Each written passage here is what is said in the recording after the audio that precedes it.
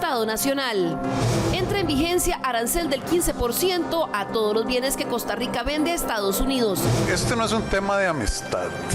El sector productivo exportador lo va a sufrir de alguna manera u otra. Intenciones del presidente Trump de elevar aranceles a semiconductores y un proyecto de ley que busca mantener los call centers en los Estados Unidos amenazan estadía de empresas en el país. We'll be putting a tariff on of approximately 100% on chips and semiconductors. Nuevo escenario obliga a que el país resuelva temas críticos para su competitividad. Aquí sí ha habido algo que ha afectado al sector productivo, ha sido las políticas tanto de tipo cambio como de tasas de interés. El tema también del costo de la energía en este país para el sector productivo es bastante alto. Esto es Estado Nacional. Muy buenas tardes, bienvenidos a una nueva edición de Estado Nacional. Muchas gracias por acompañarnos en otra entrega de este espacio en el que buscamos analizar los principales temas de actualidad nacional. El sistema de libre comercio global, tal y como lo conocíamos hasta ahora, cambió radicalmente con la llegada del presidente Donald Trump a su segundo mandato en los Estados Unidos.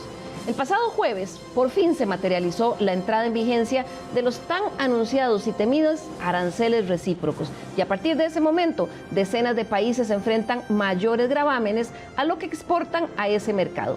Entre ellos, por supuesto, está Costa Rica, que se vio castigado con una tarifa del 15% de arancel, lo que tiene un enorme impacto, dado que Estados Unidos es nuestro principal socio comercial.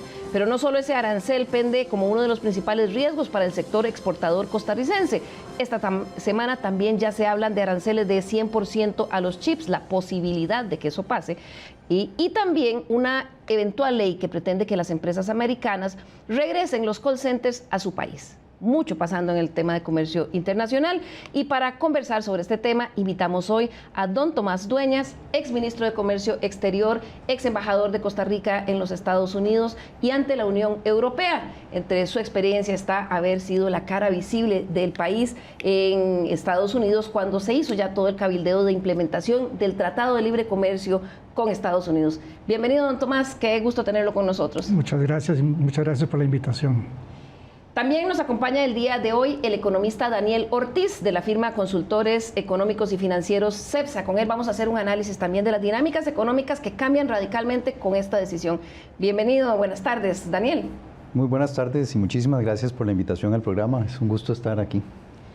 Para complementar nuestro panel del día de hoy está con nosotros también Vanessa Gibson. Ella es una invitada frecuente aquí de Estado Nacional, también forma parte del equipo de CINDE que se ha encargado durante años de esta labor intensa de atracción de inversión extranjera directa y que por supuesto está viendo esto, me imagino, ocupados con esto. Buenas tardes, Vanessa. Buenas tardes y un gusto también estar y con personas de tanta experiencia en un tema tan delicado para nuestro país. Así es. Y en Estado Nacional, por supuesto, invitamos al ministro de Comercio Exterior, Manuel Tovar, desde inicios de esta semana, para que nos contara de primera mano qué otras vías de negociación seguirá el país tras el revés del aumento en el arancel que se le impuso a Costa Rica. Lamentablemente, a través de su encargada de prensa, nos indicó que no podía por tener su agenda muy complicada y porque saldría del país la próxima semana. Una lástima porque nos habría encantado contar con su participación el día de hoy, sobre todo para ver esas primeras acciones que estará tomando nuestro país. Bien, vamos a entrar de una vez en materia. Con un post que vamos a ver ahí en pantalla, en su cuenta en la red social Truth, el presidente Donald Trump celebró el inicio de esta nueva era, el miércoles pasado a la medianoche. Dijo, los aranceles recíprocos entran en vigor a la medianoche de hoy. Miles de millones de dólares, en su mayoría provenientes de países que se han aprovechado de Estados Unidos durante muchos años, comenzarán a fluir hacia los Estados Unidos. Y cerró ese mensaje diciendo, lo único que podrá detener la grandeza de los Estados Unidos sería un tribunal de izquierda radical que quiera ver nuestro país fracasar. Claramente la decisión de imponer aranceles es una decisión autónoma e independiente de cada país, de Estados Unidos tiene todo el derecho. Pero frente a qué estamos, y empiezo con usted, don Tomás, con esta medida que bueno, ha tenido a todo el mundo en vilo hasta que ya el jueves entró en vigencia. Bueno, yo creo que el tema de los aranceles es un tema muy complejo, que valdría explicar, pero que ha sido seguido por una serie de otras medidas que ha anunciado el gobierno americano, y en estos últimos 10 días no recuerdo yo un ataque tan frontal al modelo costarricense que se ha ido desarrollando desde los 90s, de atracción de inversión, de creación de empleo, de atraída de tecnología, de inversión extranjera, una industria muy importante en servicios que también está siendo atacado. Pero yo creo que lo primero con que uno tiene que comenzar a describir esto es de que de recíproco no tiene nada. Entonces esas palabras que el presidente Trump pronuncia una y otra vez, quisiera, diría yo, que expresar algo que no existe. Porque en este momento, de hecho, si Costa Rica le impusiera un 15% de arancel a los Estados Unidos, el mismo gobierno americano ha dicho que se reserva el derecho de imponerle un arancel todavía superior. Entonces, de recíproco no tiene nada. Esto fue un anuncio que se hizo aquel bendito día de que se iba a imponer un nuevo sistema de aranceles, que por cierto no se había impuesto desde los 30s y que fue posiblemente uno de los grandes causadores e impulsadores de la recesión económica en los Estados Unidos. De manera de que, desde el punto de vista de economía, es difícil entender cómo es de que un país quiere crecer en un ambiente de tanta protección y de tanta dificultad que está dando al acceso a su mercado. El sistema de libre comercio global fue sin duda un sistema que fue impulsado por los Estados Unidos. Con esto, Daniel, cambia totalmente un esquema para el mundo. Tomás decía que por supuesto, estas medidas fue un ataque a Costa Rica, pero es un ataque que empezó a docenas de países el miércoles cuando entró en vigencia a medianoche. Efectivamente, como dice un socio, esto, si uno tuviese que caracterizarlo, la palabra es desmadre. Desmadre porque estamos en un entorno donde el mundo cambió, el mundo se especializó, los países decidieron, algunos especializarse en temas agrícolas, otros en temas de manufactura textil, otros manufactura high-tech. Y los aranceles vienen a replantear, vienen a introducir desafíos en una estructura que se volvió muy compleja. Por ejemplo, ¿qué pasa? Un carro hoy tiene 20.000 piezas. No hay país en el mundo que pueda producir las 20.000 piezas en el mismo lugar. ¿Qué pasa también con los aranceles? Es una narrativa extraña, ¿verdad? Al final de cuentas, el arancel hay que entenderlo como un impuesto. Y ese impuesto lo terminan pagando los consumidores. Entonces, no es que lo está pagando el resto de los países, lo está pagando el mismo Estados Unidos. ¿Y por qué es de particular interés para los costarricenses, para las familias, para las empresas este tema? Recuerden que en Costa Rica, de cada 100 colones de producción, 42 lo genera el sector exportador. Estamos hablando de que las zonas francas, que también se ven afectados en este tema, y me imagino que ahora Vanessa nos va a hablar un poquito, emplean más de 200.000 personas. Es un país que le apostó a la apertura comercial, que esa apuesta nos salió bastante bien. Hoy tenemos una serie de empleos, de desarrollos, de beneficios que no tienen otros países en la región porque apostamos a esto. Y estamos en un mundo donde no es claro leer a Estados Unidos. Vean, por ejemplo, el caso de las justificaciones de estos aranceles. Es porque tienen o no superávit. El caso de Singapur es muy claro. Singapur tiene más bien un déficit con Estados Unidos y lo metieron en este enredo. ¿Y qué significa, por lo menos en esta primera parte, tener un arancel que sufre la competitividad del país, que es esa capacidad de que nosotros podamos seguir atrayendo inversión, sigamos pudiendo vender bienes, servicios, vernos atractivos en un entorno donde eso era lo que en el pasado nos permitió generar empleo, desarrollarnos, que el país se consolidara hasta 2023 como el número 1 en atracción de inversión extranjera directa a Greenfield. Y hoy ese panorama está en riesgo. Vanessa, ¿qué significa esta decisión que ya entró en vigor para las empresas con las que ustedes trabajan, las que están viniendo, digamos, las que están en Costa Rica, las que estaban pensando venir en Costa Rica y las que simplemente están pues en el mundo viendo a ver dónde hay oportunidades? Bueno, definitivamente la situación, tal como lo planteó don Tomás y lo mencionaba Daniel, ha creado una gran incertidumbre. Y en este momento, para las empresas que ya están instaladas, el saber a dónde queda Costa Rica es tal vez lo más importante. Lo cambiante de las decisiones del gobierno de Estados Unidos hace que las empresas en este momento, si estaban esperando seguir invirtiendo en el país, ampliar sus operaciones, hoy tengan que tomar, ¿verdad?, más tiempo en esa decisión.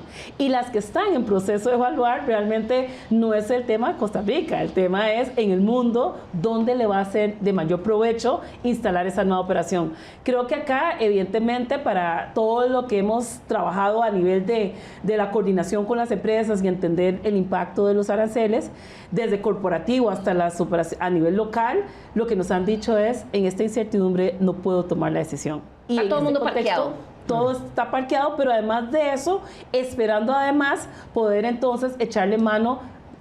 No hay control sobre el arancel, entonces los costos operativos en el país, ¿verdad? Claro. ¿Cómo logro de que el producto salga de acá con una mejor situación de competitividad, teniendo esta disparidad y además reaccionando en tan poco tiempo, ¿verdad? Las empresas toman tiempo para hacer lo que sea que están haciendo. Claro, son decisiones muy grandes. Vamos a empezar dando un repaso a lo que sucedió cuando el viernes 1 de agosto Costa Rica supo que se le había aumentado el arancel y cuáles fueron las reacciones inmediatas. La noticia de la imposición de un arancel adicional a todos los productos que Costa Rica exporta hacia los Estados Unidos cayó como un verdadero balde de agua fría el pasado 1 de agosto, tanto para los exportadores como para las mismas autoridades de gobierno, quienes habían hecho mucho énfasis en que Costa Rica fue el primer país de Latinoamérica y el Caribe en ser llamado por Estados Unidos a negociar el arancel recíproco del 10% impuesto en abril por el gobierno de Donald Trump. Pero llegar de primeros no garantizó los mejores resultados, aunque claramente la decisión es de absoluta potestad del gobierno norteamericano.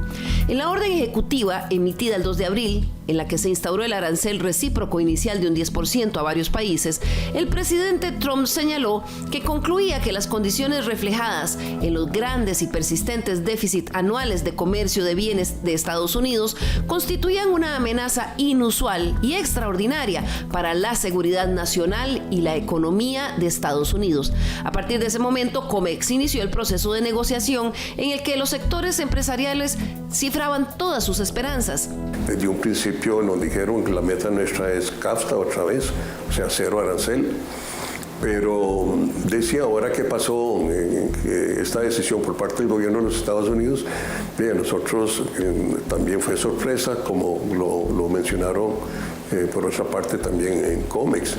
Sin embargo, tras el anuncio de la Casa Blanca el pasado 1 de agosto, supimos que más bien a Costa Rica, al igual que otros países, se le impuso un arancel adicional, quedando entre los 5 de Latinoamérica con un porcentaje mayor. En recibir este 15%, pues de la noche a la mañana, en medio de negociaciones, pues claro que nos deja con bastante, nos deja muy asombrados de esta decisión de parte del gobierno de Estados Unidos.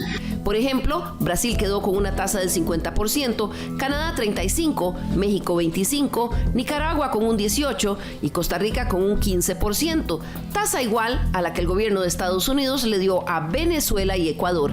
Si vemos el panorama en Centroamérica, nuestro país quedó con la segunda tasa más alta, solo superado por Nicaragua, ya que El Salvador, Honduras, Guatemala, República Dominicana y Panamá quedaron con el mismo arancel recíproco impuesto por Estados Unidos en abril, un 10%.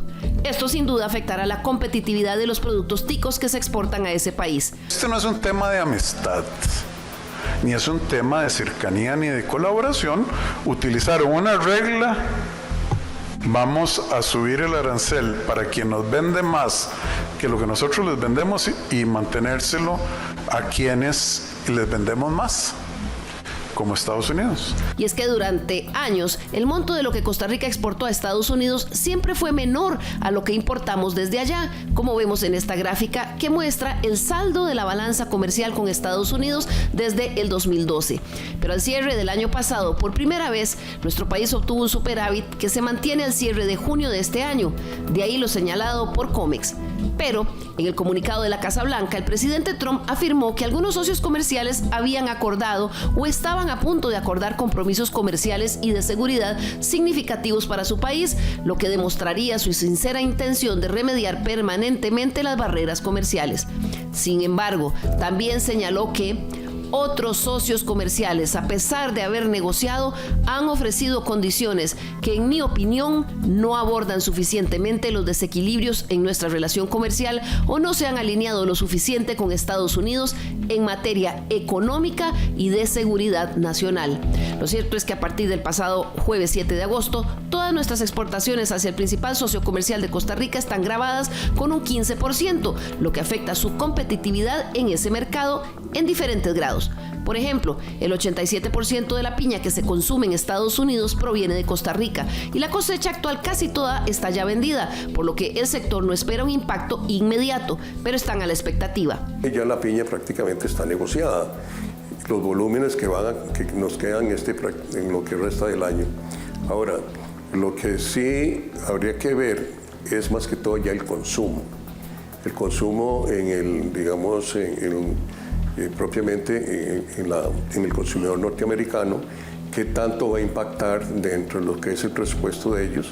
En el caso del café, afirman que están tratando de amortiguar el impacto con la política de diversificación de mercados. El café de Costa Rica está haciendo el análisis respectivo para poder determinar realmente el impacto. No obstante, hemos tomado medidas desde ya, sabiendo que Estados Unidos es nuestro principal socio comercial, diversificando en nuevos mercados como es Europa, en el sentido de retomar el mercado de especialidad, que acordémonos que es un 2% del mercado europeo, y además abriendo nuevos destinos como Dubái en Medio Oriente y retomando algunos que estamos tomando como Australia, que hicimos visita, China. En el sector de zonas francas preocupa la ventaja con países que sí lograron una mejor negociación. Tenemos países vecinos como Colombia que han logrado que respeten el marco de los TLCs que tenían vigentes, un caso como en el NAFTA, por ejemplo, o el CAFTA, y eso implica que hay productos que están cubiertos por un arancel cero.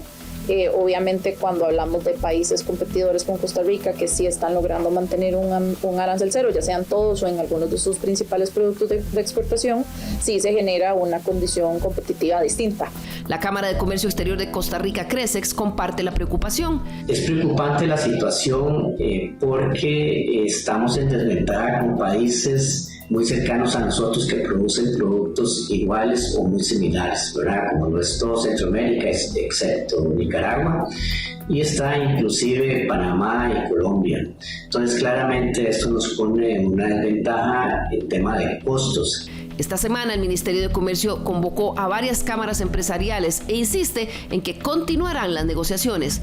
Las negociaciones continúan, esto no elimina las negociaciones, el proceso continuará y en ese proceso veremos qué ocurre.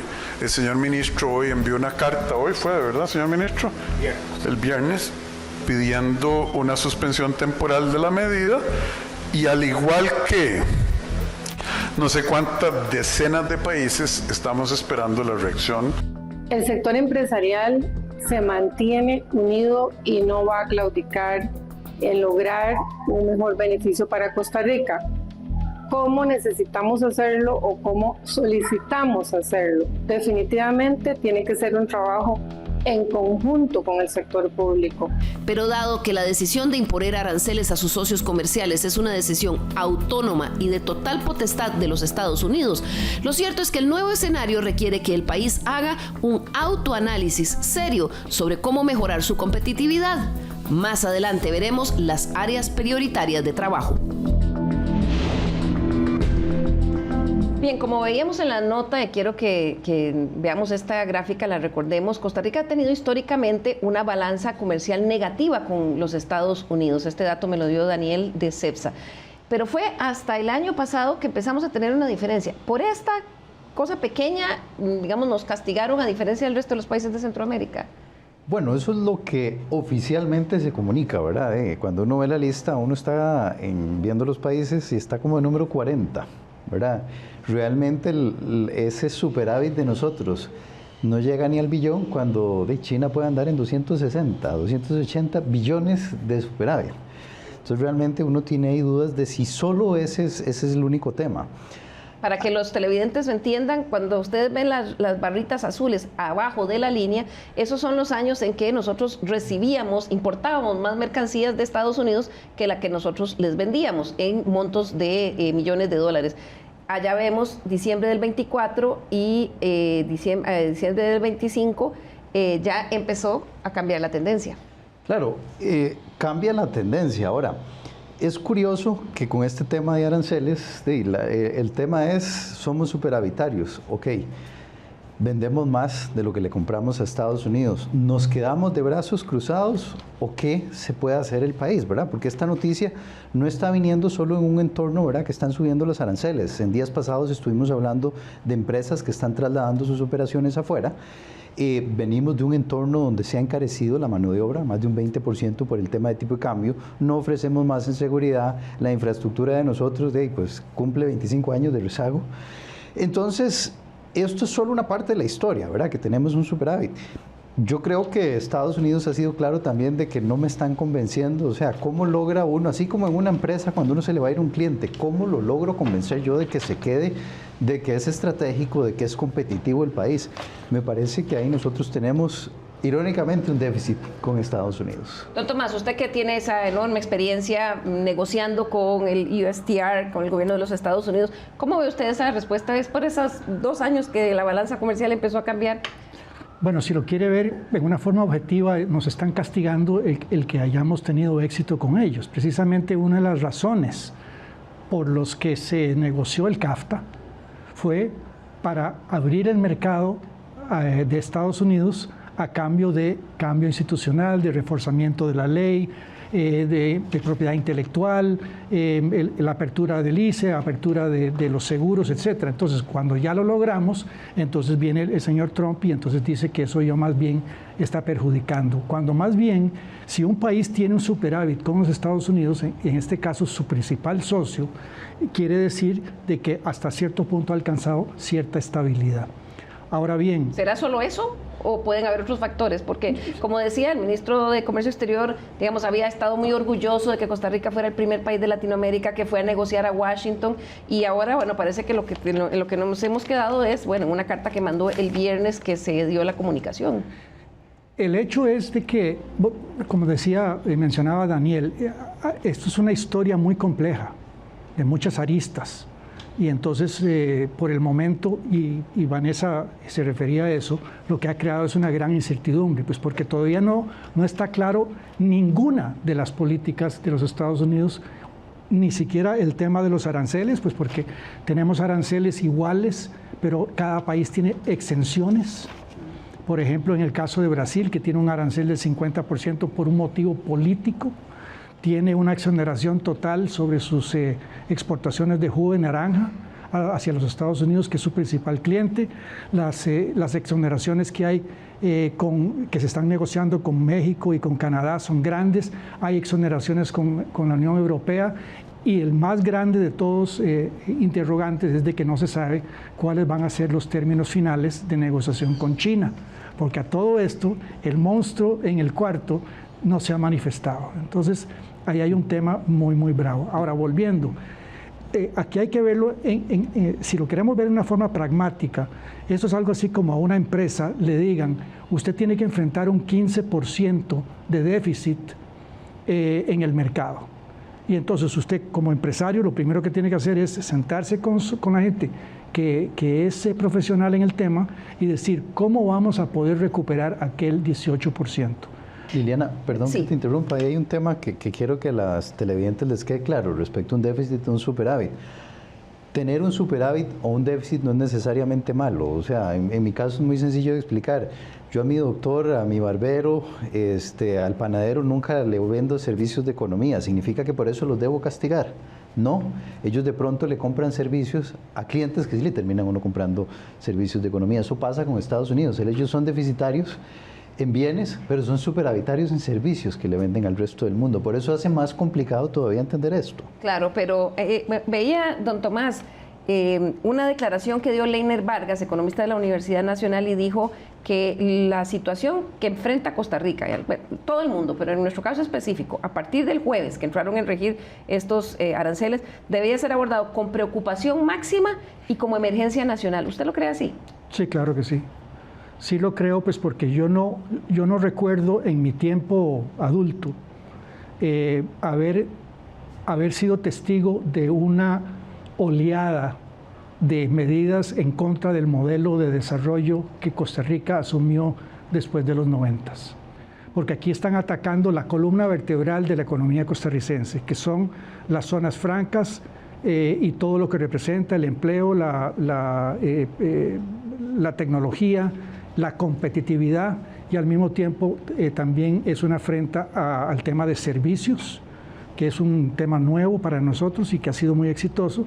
Y por último, también nos afecta la inversión extranjera, precisamente por el tema de la incertidumbre. Ningún empresario en este país, en este mundo está tomando una decisión determinada en el tiempo, pues porque no sabe cuánto tiempo ni qué efecto van a tener estas medidas. Claro, y quiero ver con Vanessa ahora cuál es el impacto en Costa Rica y por qué es que debería ser visto como una emergencia, porque le pega pero no a todos igual. Vamos a ver en este cuadro y quiero comentarlo con Vanessa. El año pasado Costa Rica exportó a los Estados Unidos casi 9.300 millones de dólares. ¿Y qué es lo que más exportamos? Ahí lo tenemos, Vanessa, claramente. Ese clúster de ciencias de la vida que hablábamos hace 2 semanas aquí, que era nuestro futuro, 64% de las exportaciones a Estados Unidos se van en equipo de precisión médica. Segundo, agricultura, ahí tenemos, ¿verdad?, piña y banano. Y luego otros que son complementarios de esto mismo. Exactamente. Y en ese momento, en el contexto de incertidumbre en el que estamos, en el momento en donde además, viéndolo desde el punto de vista que lo comentamos ahora del consumidor en Estados Unidos, evidentemente va a haber una reacción. Lo que estamos percibiendo es que las empresas están cautas y más allá de la cautela que están teniendo en el país, es la cautela que están teniendo en cuanto a su reaccionar a nivel global. Y teniendo otros países, como se mencionaba ahorita en la otra nota, muy cercanos a nosotros, el valorar si Costa Rica sigue siendo ese lugar estratégico del cual manufacturar y exportar a ese mercado final donde están, ¿verdad? Un sector como el dispositivos médicos además tiene un impacto muy fuerte desde el punto de vista del mercado. Es que es lo que salva las vidas de las personas, ¿verdad? Entonces, pero los dispositivos médicos igual está tasado con el 15% de los hechos en Costa Rica. Y el gran problema es que el otro día estuve en el congreso que hicieron de Ciencias de la Vida y estaba viendo un análisis que habían hecho de países que compiten con Costa Rica en Latinoamérica por los temas de dispositivos médicos, y son México y República Dominicana. Y República Dominicana tiene en este momento un 5% de arancel menor que nosotros, ¿verdad? Exacto. Y lo que está pasando a puertas cerradas entre los grupos de compras y de abastecimiento y demás es, en este momento, en el corto plazo, por la incertidumbre, definiendo muevo, ¿verdad? Hago un gemelo, ¿verdad? De una planta, de un piso de producción en estos 2 países. Mientras se define esto, el impacto podría ser una reducción evidente en el tema del empleo, para empezar, y evidentemente en el largo plazo, pues una redefinición de si Costa Rica sigue siendo ese lugar estratégico para que estas operaciones se mantengan. Claro, Daniel, y esto se hace todavía más delicado, ¿verdad? Porque nuestra economía costarricense ha venido creciendo a un muy buen ritmo, pero precisamente basado en zonas francas. Y quiero que veamos que claramente en el siguiente gráfico, la gran mayoría de lo que Costa Rica exporta hacia los Estados Unidos, lo que más se va a ver afectado con esta situación, está en zonas francas. Y entonces, si vemos de todo el total de esos más de 9.000 millones de dólares que se exportaron el año pasado, Daniel, 79% están en zona franca. Ahí esto es lo que se va a ver afectado a partir del miércoles, no sabemos todavía con cuál magnitud, pero eso va a significar, podría implicar, se lo pregunto, tener un impacto en las metas de crecimiento que ya de por sí estaban un poquito a la baja según el Banco Central para otro año. Sin duda va a tener efecto en las metas de crecimiento, en la creación de empleos, en la incertidumbre, como bien están apuntando ellos, y es que no son solo estas cifras, no solo el 79%, el 21% del régimen definitivo, 80% de la inversión extranjera directa que viene de este país viene de Estados Unidos, 48% de todas las exportaciones de servicios van a de bienes van a Estados Unidos, de servicios es un poquito más. Nos volvimos desde la pandemia más dependientes de Estados Unidos. Entonces, en estos momentos, lo que está pasando es muy serio.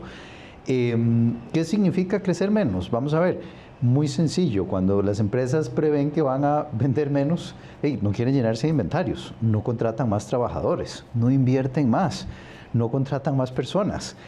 ¿Qué significa que no haya más contratación o más empleo? No hay más ingresos. Y si no hay más ingresos, las familias consumen menos.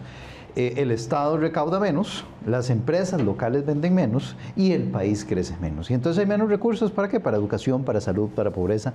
Las zonas francas han sido un motor de envidia que otros países quisieran tener. ¿Por qué? Porque ha sido ese motor que ha crecido por ya muchos años por encima de lo que crece nuestra producción doméstica. También ha sido un motor interesante, ¿verdad? La atracción de inversión de empresas que se dedican a exportar porque le metieron un poco de estrés al sistema. Estrés que se trasladó a las empresas nacionales. Tenemos que hacer las cosas con ciertos estándares y muchas empresas locales han aprendido cosas de este modelo exportador. Yo creo que cuando uno ve la estructura productiva de muchos países en Centroamérica, las ve hoy y las ve hace 40 años y es la misma en Guatemala, es la misma en Honduras, es la misma en El Salvador. Ve Costa Rica y esta estrategia que mencionaba don Tomás es lo que nos diferenció, no solo en la región, en el mundo. Claro, pero esto es lo que nos está pegando directo, o sea, esto es como que se nos quebró la tinaja. O podría que todavía destruirse totalmente porque, vamos a ver más adelante, hay otras malas noticias que parecieran venir en el camino. ¿Qué hacemos? ¿Cómo la arreglamos o cómo generamos otra? Vamos a ir a nuestra primera pausa y al regresar vamos a hablar de lo que el país puede hacer para compensar esta ventaja que ya se fue, ya no la tenemos.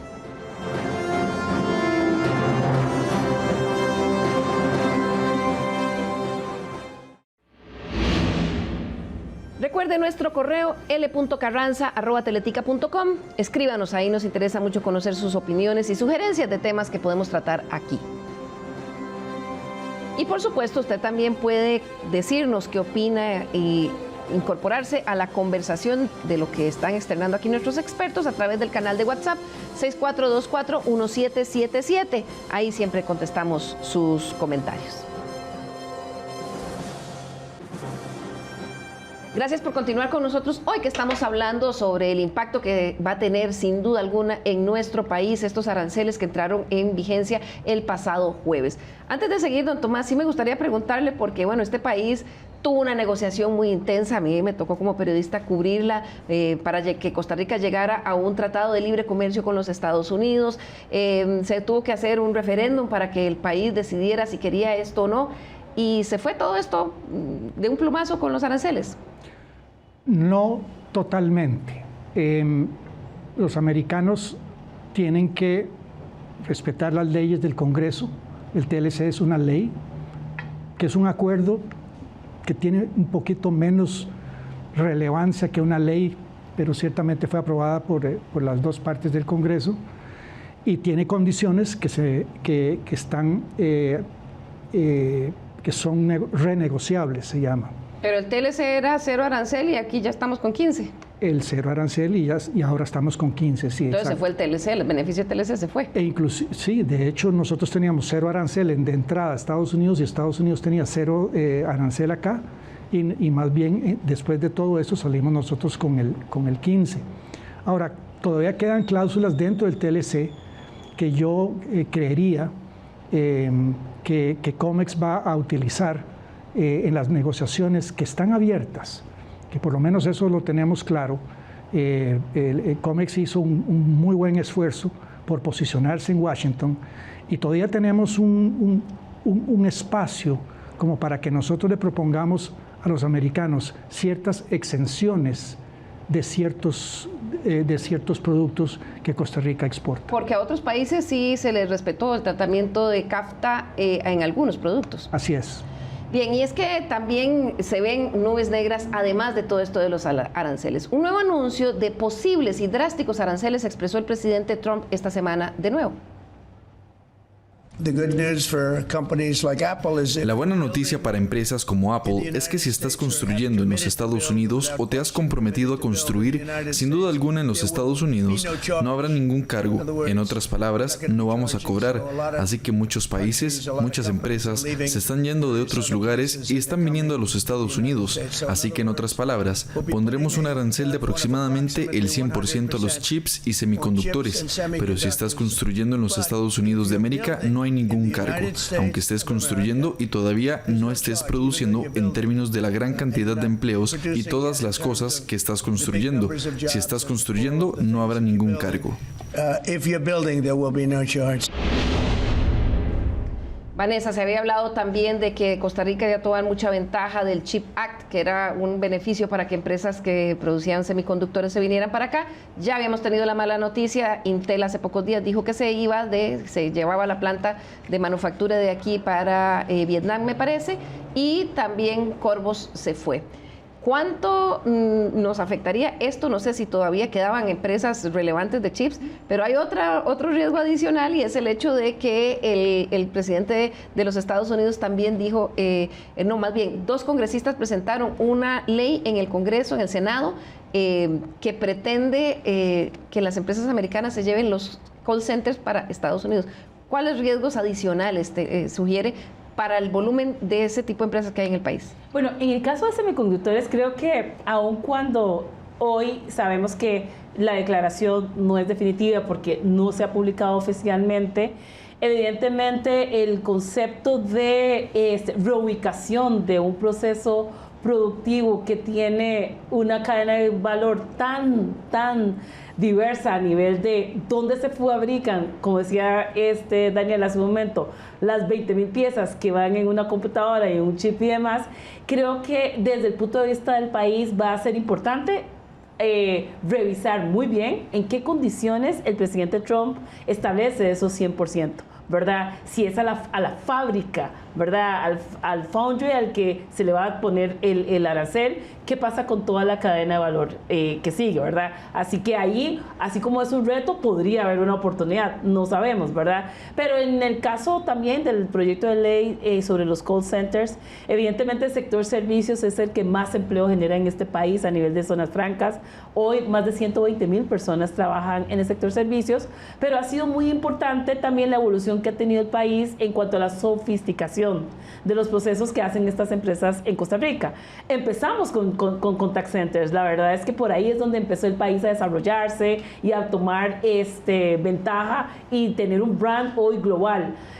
Estimamos en CINDE que más o menos son 10,000 a 15,000 los empleos que se podrían definir estrictamente de call centers, pero además de eso hay que tomar en cuenta que lo que establece esa ley es sobre las empresas cuya principal actividad es el call center, ¿verdad? Okay. En cuyo caso, ¿verdad? Ahí tenemos muchas empresas aún en el país, pero hay que, ¿verdad?, esperar a definir primero la discusión que se va a dar en el Congreso, en qué condiciones se aprueba, si se logra aprobar la ley, porque estamos hablando de un nicho específico dentro de este sector. Evidentemente, si se llegara a pasar, como decíamos, más de 10,000 personas están ligadas a una operación cuya actividad principal es la atención y el servicio al cliente. Sería un golpe de gracia, Daniel. Sí, si estamos hablando de 10,000, estamos hablando del 5% de la fuerza total en este momento de las zonas francas, ¿verdad? En un entorno donde se nos ha ido cayendo ya un poquito esos 200,000, hablábamos de los 900 de Intel, de los 300 de Corvo, de los que se han ido reduciendo y que ha sido una reducción silenciosa en el sector servicios, dada la apreciación de tipo de cambio. ¿Por qué? Porque realmente ahí el salario sí es un factor de costos muy sensible. A mí me preocupa mucho ante este elemento, Liliana, el tema de que nos está pasando las del casero, ¿verdad? Cuando se le va al inquilino. El inquilino se me va y digo, es que tiene una mala situación económica. De pronto la casa tenía goteras, de pronto la casa podía tener mejores canoas, de pronto le podía mejorar el wifi, etcétera. No estamos haciendo eso. Como en una empresa, ¿verdad? Si de pronto yo sé que tengo un mercado y los clientes no están teniendo más plata, ¿cómo puedo bajar yo mis costos, ser más eficiente? Para no depender de una decisión que yo no controlo. Yo no puedo controlar ese 15%, entonces ¿cómo controlo lo que está dentro? Y tal vez, perdón, haciendo eco a lo que comentaba Daniel, en un mundo en el cual la presión que tienen las empresas por transformarse digitalmente y absorber más tecnología que reemplace muchos de estos procesos, tanto en manufactura como en servicios, hoy cobra mucho más interés para la empresa buscar cómo financiar una transformación de sus procesos, ¿verdad? Y pues ya no depender de el vaivén de estas decisiones que podrían alterar definitivamente el negocio. Y dado que estas decisiones externas ya realmente le llegaron al core del crecimiento de Costa Rica, sin duda alguna, si las condiciones de ingreso a un mercado debido a un aumento en el arancel, que es esa decisión externa, inciden, ya le llegó el momento a Costa Rica de no patear mal la bola y de decidir cómo mejorar la competitividad a lo interno para que los exportadores y los sectores productivos no pierdan participación de mercado. Múltiples sectores señalan ya varias áreas de abordaje urgente. Un arancel impuesto por un socio comercial distinto al de otros competidores es una decisión autónoma y soberana sobre la que el país poco puede hacer salvo continuar negociando. Pero mientras tanto, diversas voces aseguran que llegó el momento para que Costa Rica tome acciones claras y contundentes sobre factores internos que afectan enormemente nuestra competitividad. La Cámara de Industrias, por ejemplo, exhortó a una mayor negociación política entre el sector productivo, el Poder Ejecutivo y el Legislativo para entrarle a factores estructurales que mejoren la productividad y competitividad nacional, entre ellos tipo de cambio, elevadas cargas sociales, infraestructura obsoleta, rezagos en la educación y formación técnica y costos en la energía eléctrica. Temas todos en los que coinciden la mayoría de representaciones del sector productivo. Aquí sí ha habido algo que ha afectado al sector productivo, ha sido las políticas tanto de tipo cambio como de tasas de interés que han venido del Banco Central. Hay que ver que en estos momentos tenemos cerca de estar soportando una apreciación de la moneda de cerca del 30%.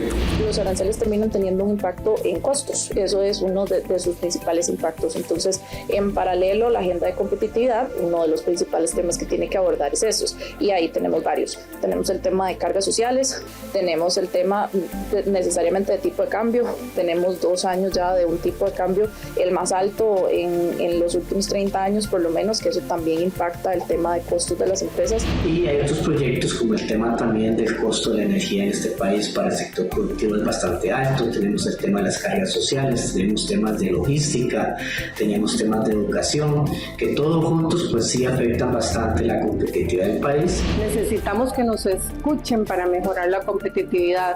Sin un sector empresarial fuerte y consolidado, no pueden existir empleos de calidad.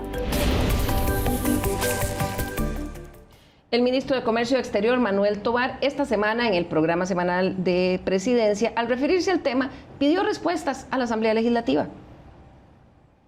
Pedirle a los señores diputados que hagan su tarea y que cumplan con el mandato que la Constitución les dio, que es aprobar las leyes que este país necesita. Y que para mejorar la competitividad de nuestra economía, ellos tienen en su escritorio ya desde hace más de 20 años un proyecto de ley como el de jornadas excepcionales y otros tantos como el de armonización energética, la reforma del INA, homologación de títulos, que son reformas estructurales que van a contribuir a mejorar las condiciones y clima de inversión de este país, y más ahora con la presión que tenemos con los aranceles. Pero este es un momento para actuar, para hacer país y no hacer política. La Cámara de Exportadores de Costa Rica hizo un llamado más allá de ese señalamiento solo a la Asamblea Legislativa. Por eso hacemos un llamado a una serie de medidas que inicien con un llamado del presidente de nuestra República, al presidente de Estados Unidos, para retomar las negociaciones cuanto antes y podamos revertir un poco esta situación. Por otro lado, un llamado a la Asamblea Legislativa para aprobar el proyecto de jornadas excepcionales o 4.3 que permita una mayor seguridad jurídica a las empresas y a los trabajadores en materia laboral. Además, un trabajo importante en temas de competitividad como infraestructura vial y tecnológica, como disminuir la brecha educacional que tenemos desde hace varios años, y además un trabajo importante en un plan de atracción de inversión extranjera directa.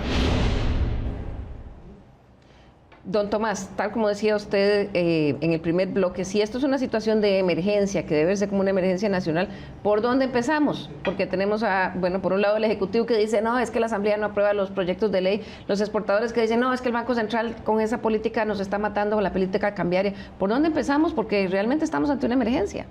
Bueno, partamos nuevamente de que tenemos un 15% de barrera. Esos son números. Y entonces lo primero que tenemos que hacer como empresarios y como sector productivo, como sociedad organizada, etcétera, es hacer los números.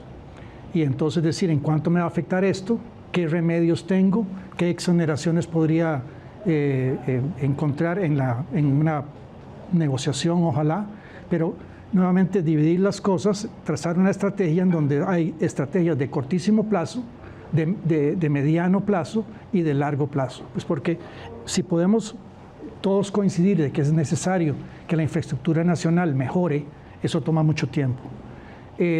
Pero, por ejemplo, pedirle al Banco Central que nos haga una devaluación de la moneda, por más de que sea controversial, yo creo que le serviría mucho al país, pues porque ciertamente uno de los elementos más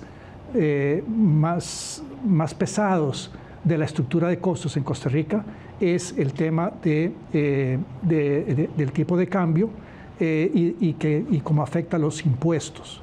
Por el otro lado... Eso más que jornadas 4.3. Eso es más que... Pero tiene un impacto mayor que jornadas 4.3. Tiene un impacto nacional, no solamente hacia zona franca. Otra cosa que podría conseguirse es que ARECEP adelante la reducción anunciada por el ICE la semana antepasada de que van a reducir las tarifas eléctricas, que las adelante de una vez y que se lo den a todo el sector productivo y no productivo de este país. Eso también añade algo a la fórmula. Y luego también, a pesar de que no se puede reformar la infraestructura, ciertamente se podría reformar el uso de la infraestructura. Y eso de estar pasando horas para recorrer 10 o 12 kilómetros en la 27 llena de camiones que vienen de Caldera, etcétera, etcétera, no tiene ningún sentido del mundo. De manera que si uno, como empresario y de la mano del gobierno, porque aquí hay que exhortar al gobierno a que participen más en cosas que sean más prácticas, uno podría encontrarse un puntito por aquí y otro por allá. Y no solamente decir es que no aprueban en la Asamblea jornadas 4.3, que pareciera, me llamó la atención que fuera lo primero que mencionó el ministro de Comercio Exterior esta semana en la conferencia de prensa. Termino y sin dramatizar, estamos en un momento, por lo menos para mí, de emergencia nacional. Está en juego todo nuestro modelo de productivo y de exportación y de inversión y de empleo, principalmente en Costa Rica en este momento. Daniel. Yo estoy de acuerdo con don Tomás, todo el análisis. Vamos a ver, me llama la atención y qué dicha que el ministro tiene claro que sí, hay proyectos de ley que pueden ayudar. Si yo les pregunto a CINDE o le pregunto a Procomer cuántas empresas están haciendo fila esperando nada más que se apruebe 4.3, yo creo que la lista no es muy larga. Además, creo que la lista no debe ser determinante ese factor. Que sí ayuda, sí, yo estoy de acuerdo con el proyecto también, pero reducirlo a eso, no, o sea, 4.3 tiene Canadá, 4.3 tiene España, 4.3 tiene Bélgica, ¿cuántas? O sea, si fuera por eso, todos esos países tendrían concentrada la inversión. Me parece que tipo de cambio es una medida de corto plazo y es más, no hay que pedirle al banco, es que yo creo que la apreciación ha sido inducida, ¿verdad? De esa obsesión por tener una inflación cero negativa que no permite ajustar salarios de todos los que estamos afuera del régimen especial o precios a las empresas. ¿Cree usted que es momento que el Banco Central escuche el clamor que desde hace 2 años hace el sector frente a estas nuevas condiciones que hay? Sí, es que sí, es que no es que escuche, es que vamos a ver, el tipo de cambio es un precio, se define por fuerza de oferta y demanda, tenemos choques desde el lado de la oferta, exportaciones que van a crecer menos, un turismo que está creciendo menos, un premio por ahorrar más en dólares que en colones, una política monetaria muy restrictiva, un gobierno que tiene acceso a menor financiamiento externo en dólares y aún así no sube el tipo de cambio.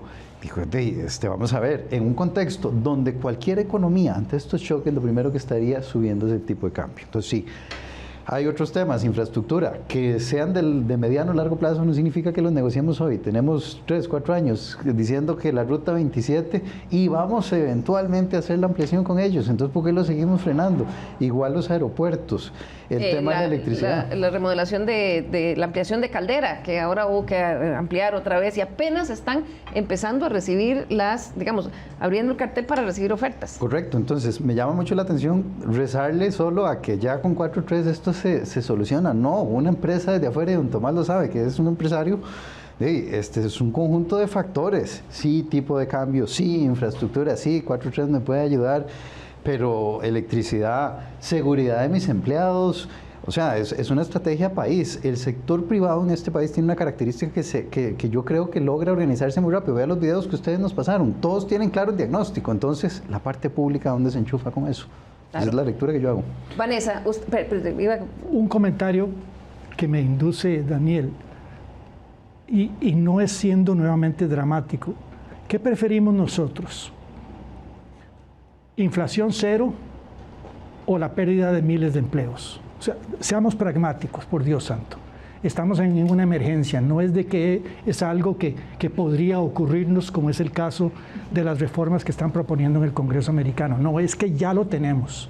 Entonces, eso de buscar cero inflación, primero que todo, y tal vez me van a crucificar por esto, vayan al supermercado y sientan si hay inflación o no. Don Tomás, claro. Perdón, y no quiero presionar aquí a Vanessa, nada más es, si vamos a negociar, o sea, ir a negociar otra vez, el ministro fue con 10 y volvió con 15, ¿qué nos asegura que vaya otra vez con 15 y no vuelva con 20?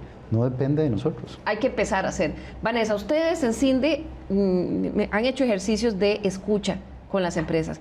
¿Qué sería para ellas críticas, las que están aquí o muchas que están pensando, bueno, si ya está el arancel que es una piedra en el saco, para que ellos estuvieran acá, o que dónde podrían ver otro tipo de incentivos o formas de ser más productivos en Costa Rica? Bueno, definitivamente, y lo han abarcado, así que nada más lo voy a listar. El hecho del tipo de cambio es un efecto directo y rápido en esa percepción de esta competitividad en el país.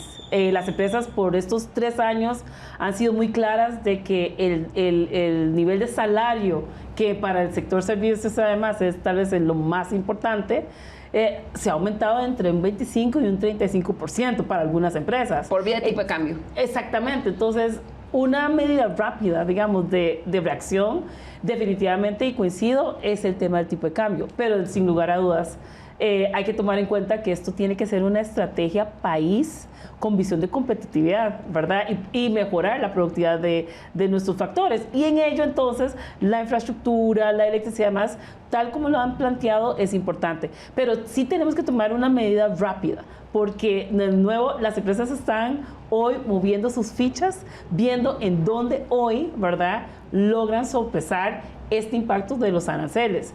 Si podemos sacar por lo menos una primera medida, siendo un país que además salió con un arancel más alto, ¿verdad?, eso por lo menos hace que las conversaciones y el análisis que están haciendo, pues de alguna manera nos mantengan en el juego. No nos mantendrá en el largo plazo, pero hoy nos mantendría en el juego. Claro. Don Tomás decía 2 cosas puntuales: que el Banco Central haga lo suyo y, por ejemplo, que la ARECEP adelante esta rebaja.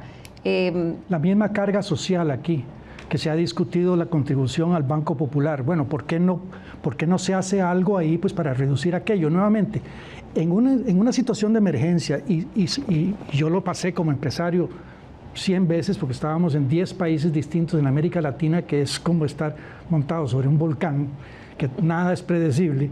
8 rompecabezas al mismo tiempo. Así es, pues todo contaba. Y entonces usted se sentaba con la gente y decían, bueno, un puntito por aquí, medio punto por allá, etcétera. Todo eso cuenta.